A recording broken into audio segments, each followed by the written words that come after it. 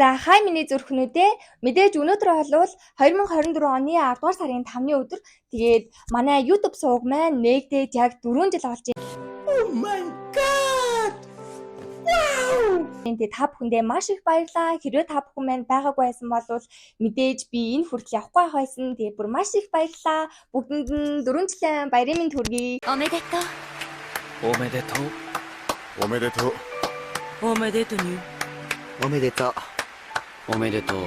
Тэгээд өнөөдөр гайда эхлүүлэхээс өмнө та бүхэндээ бас нэгэн гоё мэдээллийг дуулах гэж байна. Юу вэ гэхээр миний өмсөн та бүхэн цамцыг харж байна уу? Бүр үнэхээр гоё. Би крашийнхаа цамцыг өмсөн байхгүй. Крашийнхаа зурагтай гэх юм уу? Би бүр амар дуртай муу тарч гисэн. Тэгээд манай одоо YouTube сувагтай 1 жилийн хугацаанд Career Star гэдэг ер нь бол хамтрах байгаа. Тэгээд энэ маань яг ямар дэлгүүр юм бэ гэхээр бүх төрлийн аниме завгартай, хүүдий, цамц, подволк тэгээд дээр нь бүр аниме фигюр хүртэл зардаг маш гоё дэлгүүр байгаа.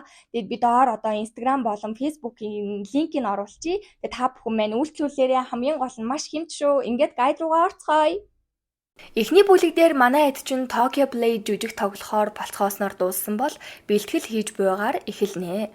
Akane Kano 2 өрсөлдөөд бас энд заавал танилцуулах дүрүүд гарч ирсэн. Жишээ нь энэ залуу бол Himekawa, Lalai буюу Ai Hoshiногийн байсан одоогийн Akane-гийн байгаа Lalai гэд том группийн урдаа барьдаг ганц жүжигчин гэхүүтэй маш сайн дүрдээ одог учраас Kana хамт жүжиглэхэд маш таатай байгаа.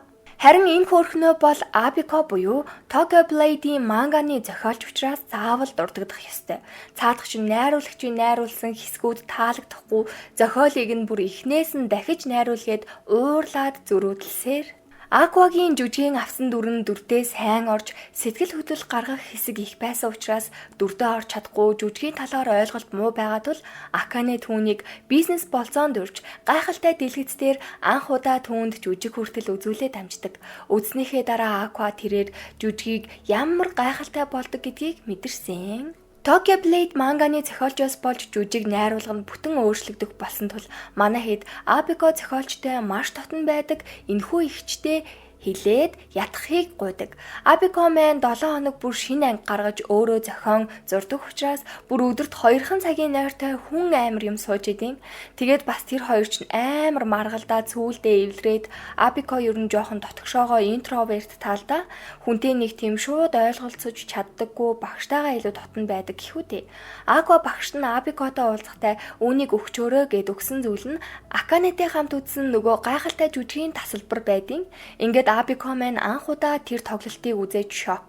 Манганаас илүү сэтгэхгүй жүжиг үзэж байгаагүй болохоор үнэхээр түүний хувьд хүлээлтээс дээгүр байж чадсан л да. Тиймээс өөрийгөө жаахан ч гэсэн нээж найруулагчтайгаа шүнжин ярилцаж нэгэн Tokyo Blade-ийн найруулга хин хинийхэн сэтгэлд хүрлээ. Дахин жүжигийн бэлтгэл эхэллээ. Aqua маань сэтгэл хөдлөлөө гаргахыг хичээсэн боловч түүний багтаа туулж мэдэрсэн тэр аимшигтай зүйл нь траума үүссэн. Гинт сэдрээ цүүлдээ биеийн тавгуурхэд харихаар болоход харихгүй гээд Akane-гээр Taishi найруулагчийн гэрт хөргүүлдэв.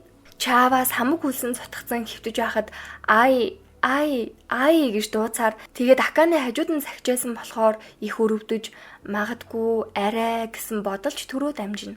Тэгээд арай гайгүй болсныхан дараа хоол унд хийж өгч халамжлаад жаал ярилцахад Akane яагаад түүнийг ингэж их жүжиглэх гээд байгааг нь асуухад ямар нэгэн хүнийг алахын тулд жүжиглэж байгаа.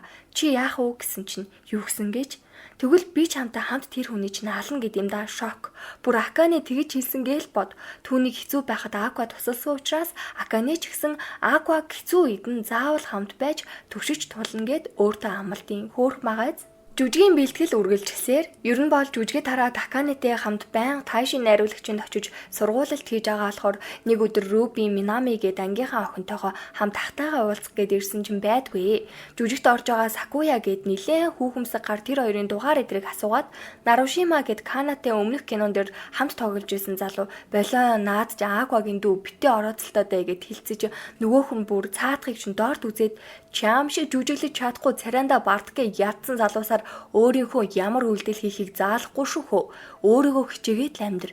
Энэ жүжигийг ганц доош нь татж байгаа хүн чи шүү эдэргээд хийлчдийн бас л муухай хэлсэн. Ер нь бол энэ анги дээр хэрүүлэх гард юм өө гэхгүй юу. За тэгээд удаа үргэлжилсэн жүжигийн бэлтгэл дуусаж тайзан дээр гарах өдөр ирэх тэр өдөр нөгөө Кана Акане хоёр ч хонь ч хоёр штэ тий. Тэр өдөр Кана аль дээр үеийн нэг сонины сурвалжлага авчирсан. Акане чи ч надаа өрсөлдөөд байсан яасан? Миний пен байсан юм уу? Тэгээд бүр надаас болж жүжигчин болсон юм уу гэд хоош харыг нь малтаад болдгүй. Ер нь бол Акане багада Канагийн улаан ногоон, шар, цагаан, пен, шүтэн бичрэгч нь байсан бөгөөд түүнээс ирч хүч аваад жүжигчин болохоор шийдэж хүүхдийн дүрийн сонгон шалгаруулалтад орсон хэдий ч нөгөөх нь надтай адилхан малгай өмслөө яадаг ч байсан намайг угаасаа сонгон штэ. Урлагийн амьдрал хатуу штэ миний дөө гэд бүр маш их гомдоох үг хэлснээс болоод Акане Канад нилээн дургу болсон юм лээ.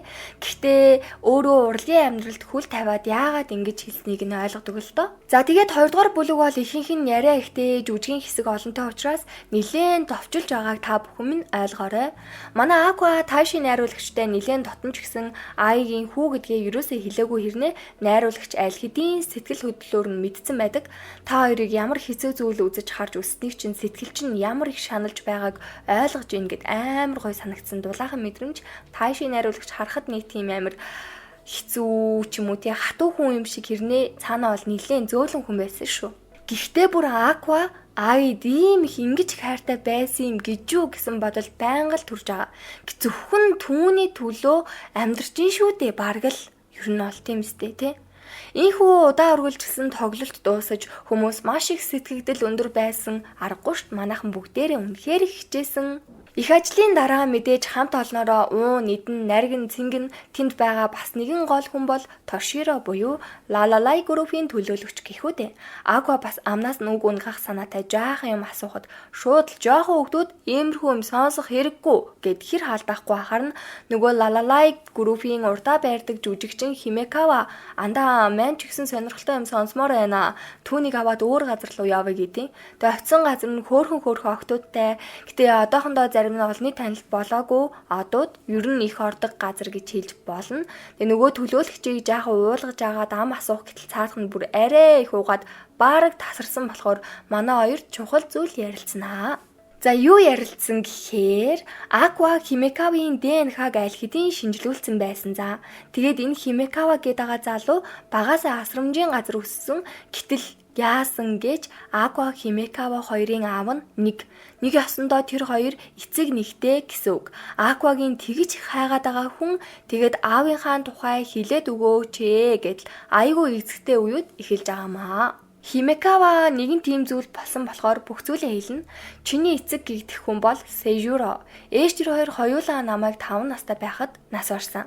Жүжигчин байсан ч гэсэн амжилт олоогүй олон танигдаагүй. Гэхдээ яг хуу манай аав чамайг төрхөөс өмнө миний эцэг гэрэлцэн байсан.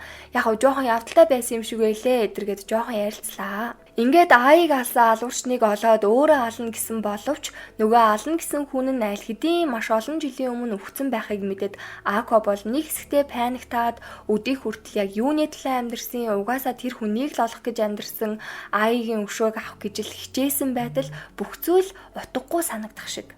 Нөгөө талд чинээр байгуулагдсан Big Komachi хамтлагийн YouTube сувг тун удахгүй 20,000 subscribersтай болох гэдэл special content гаргах уу яах вэ гэж ярилцаад гэрээ танилцуулах, home tour хийх, unboxing гэдэр хийгээд явж өгч байна. Энэ үед манай Ruby-гийн хэсгүүд гардаг. Цаадахчийн хамтлагтаа Big Komachi гэдэг нэрийг өөрөө өгсөн байхгүй юу? Учир нь ээжийнхээ мөрөөдлийг залгамжлах дараагийнх нь нөгөө Goro гэд өмнөх амьдралд нь сайн ханддаг байсан эмчтэйгээ уулзах. Учир нь түүнийг өмнөх амьдралд нь аав ээжээс нь илүү тэр эмчил хайрлаж хамгаалдаг байсан. Одоо Aqua тэр эмч гэдгийг мдээгүй байгаа штэ Ruby болвол. За ингээд манай хэд үзэлт идрээ нэмэгдүүлэх дээр нь хид хідэн зураг авалт хийх зорилгоор Miyazaki гэх газар явхаар болдیں۔ Бөөндөө тэр газар нь мэдээж Aqua Ruby хоёрын төрсэн газар бас өмнөх насандаа ч гэсэн өгсөн газар юм бэ нэлээ. Тэгэд манай хэд яг өөрсдийн гэсэн дуутай болоогүй хуучин хамтлагийн дуунаас нь дуулаад байгаа болохоор Miyako эгч тэр хэдэд гинтийн бэлэг барих гээд маш алдартай дуучин уран бүтээлч Химура сангаас гуйсан байсан юм лээ. Даанч тэр нь жоохон удаад байгаа юм байна л да. Тэгсэн чи Ruby амар хөөхөн Химура санд нэх хөөхөн ирч хүч урам хайрлах үгс бичлэг илгээсэн чинь цаадах чинь бүр нөгөө бичлэгийг үзээд ажил хийх ирч хүч нь ундраад л ерөөсөө цэнэглэгдээд л ирж байгаа юм чинь. Нэрээ манай хэд чинь бөөндөө аялах гээд байгаа штэ тий. Тэгээд Кана баярлаад л Акватагаа ормооч өгөн гэдэл бүр чимдаа энэ төр хамт сонгож өгөөл сүртэй юм бодож идэл нөгөөх нь бол тийм бодохгүй байгаа штэ зайлвал. Аква бас нөгөө Аканатай хуурамчаар шоунаас хойш үргэсэндээ. Тэгээд энэ нь ч гэсэн ямар шаардлагагүй болсон учраас салж сарних талаараа хэлэх гэтэл Аканы аяйгүй айхтар чамааг угаасаа ингэж хэлнэ гэдгийг чинь мэдчихсэн гэдیں۔ Тэгснээ бас би одоо чамд хэрэггүй юу? Би одоо чамд хэрэггүй болсон уу те? Аква чамд жоохон ч гэсэн нэмэр болсон мэдтэй би гэж ийснэ. Шууд тврээ насан бас гэж амар хаагдмал юм болов гэсэн чи бүр ичимхий гэж бодсож үгүй юм бэ нэлээ хөөе. Манай хоёр жоохон ярилцаад тэгээ Аква яагаад ч Аканед үннээ хэлчихдээ би ээжийг маань үхэлд хүргэсэн тэр хүнийг заавал олж ална гэсэн чинь Химекава бид хоёр нэг эцэгтэй байсан үхсэн бла бла гэдэл тэгсэн чинь Аканегийн царай бүр хувс гэж сонирн болсон. За би явлаа гэд бүр бараг зүхтаан гаална. Тэг яагаад зүхтаагаад байгаа юм бол гэсэн чи Аквагаас нилээн холцсныхаа дараа Аква яагаад ийм ойлгомжтой амархан юмыг ойлгохгүй юм болоо? Би Аквад хэлэхүү яах уу гэд бодож байтал дүр солигдчихноо. Тэг хөөхөн Руби маань ээжигээ оршуулсан газар ирээд хамаг юма яриад агаа бид хоёр сайн байгаа. Ээжээ та бид хоёрыг тэнгэрээс харж байгаа юу гэл хөөхөн юм яриад тэг залгах чинь яг явах гээд байжсэн чинь Руби тэг нэг тийм урт цов өмссөн шар устэй залуу яг зүрдэм да. Тэг бүр аагийн оршуулган дээр ирснээ үзэгсэлэнтэй болж өсчээ. Тийм ээ. Тэглгүй яах вэ? Бид хоёрын хүүхэд шүү дээ гэдэм бүр шок. За энэ хоёрын аав нь тэгэхээр үхээгүй амьд гэсэн үг. Яг юм болоо. Одоо бүр сүүлийн анги заяа. За ингээд би Камачи хамтлагийнхан болон Аква эдэр хамтдаа Миязаки явах гэтэл Аканы хүрээд ирсэн байдیں۔ Угаасаа Аква хамт явж болно гэж хэлсэн. Тэгээ Кана бүр уур нь хүрээл баг уйллаа. Шартай л та манай Кана. Тэгээ зорсон газараа ирцгээлээ.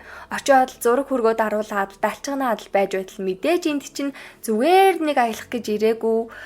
Манай гурав болол бөөндө ажиллаар ирсэн зураг авалт руугаа явахаар болсон бол Аканы Аква хоёр үлдээд Аква хэд хэдэн газраар очих ёстой учраас Аканатай хамт явахаар боллоо. Мэдээж энд ирээд хамгийн түрүүнд очих газар бол түүний маш удаан ажилласан энэ имлэг. Очоод өмнөх насныхаа өөрийгөө асууна. Тэгэхэд бол Горо эмч гинт нэг өдөр таг чиг болсон гэдیں۔ Тэгээд өөрийнхөө амьдардаг байсан энэ гэртээ ирдэг. Өмнөх насны Аква бол энэ жижигхэн тосгонд эмчээр ажилладаг. Ээж нь түүнийг гэртээ төрүүлэхдээ төрөлтийн цус алдалтаас болж өнгөрсөн. Энэ үед мөн өмнөх насны Руби буюу Сарина охины талаар гарна. Тэгээд Сарина багтаа эндэл төрсөн, эндэл өссөн багасаа л нэлээд бие муутай байсан гэрийнхэн хүмүүс бараг л ирдэггүй. Эцсийн мөчөө Горо эмчтэй хамт үдэхдээ түүнд ааигийн уцсны гимээр тэм зүйлтийг өгсөн юм байна лээ. За энэ зүйлтийг сайн цээжилж аваарай за. Дүрс шилжээд манай гурийн зураг авалтын талбай дээр ирлээ. Зураг авалт үргэлжилсээр Руби Кана хоёрын зураг авалт ер нь бол бараг л дуусч байгаа болохоор Руби Акана эгчтэйгээ хамт амрах өрөө рүүгээ явхаар болов. Тэгээд ер нь бол энэ нэг хэрэг аль дээрээс хойш Рубиг дагаад байгаа байхгүй юу? Яасан хөөхөн хэрэгвэ гэтэл нөгөө хэрэг нь түлхүүрийг нь аваад нисэн авцсан хүн салгалсан юм аа. Тэг явж араас нь хөөцөлдөө замдаа Руби өмнөх насандаа өөрт нь хамгийн их сайн ханддаг байсан Горо эмчтэй хайртай талаараа Аканед хэлээд нэг хонгил гэх юм уу агуу шиг юм руу ортол хүний гавлын ас байд юм да. Тэгээд Акане Рубиг айч нь холд гэхэд Руби улам ойртоод нүдэндээ ч итгэхгүй галзуурах гэж байгаа юм шиг болдог. Учир нь өмнөх насандаа үхэхээс өмнө Горо эмчтэй өгсөн зүйлтийг нь нөгөө арга ясанд барьчихсан байдیں۔ Мэдээж энэ бол Горо шүү дээ. Ингээд энэ бүлэг маань бүр балиар игзэгтэй хэсэг дээрээ дууслаа да. Мэдээж дараагийн гэж хэлэхгүй. Учир нь 3 дугаар бүлэг гараагүй байгаа болохоор битгий анагаасаа нэхээрээ заа юу. Тэгээд мэдээж 4 жилийн турш миний алдаа оноотой хамтдаа байж намайг үргэлж хайрлаж дэмжиж ирсэн та бүхэндээ маш их баярлалаа. Хайртай шүү. Зүрх маш их хайртай.